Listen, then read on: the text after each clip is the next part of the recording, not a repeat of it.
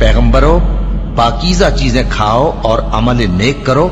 जो अमल तुम करते हो मैं उनसे वाकिफ हूं। और ये तुम्हारी जमात हकीकत में एक ही जमात है और मैं तुम्हारा परवरदिगार हूं, तो मुझसे डरो।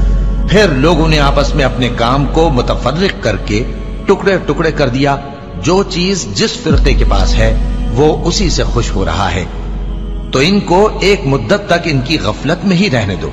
क्या ये लोग ये ख्याल करते हैं कि हम जो दुनिया में इनको माल और बेटों से मदद देते हैं तो इससे इनकी भलाई में जल्दी कर रहे हैं?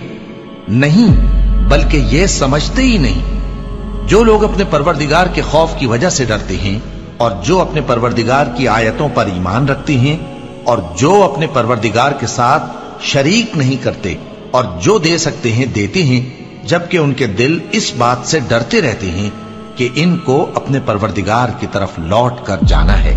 यही लोग नेकियों में जल्दी करते हैं और यही इनके लिए आगे निकल जाते हैं। और हम किसी शख्स को उसकी ताकत से ज्यादा जिम्मेदार नहीं बनाते। और हमारे पास एक किताब है जो सच सच कह देती है और इन पर जुल्म नहीं किया जाएगा।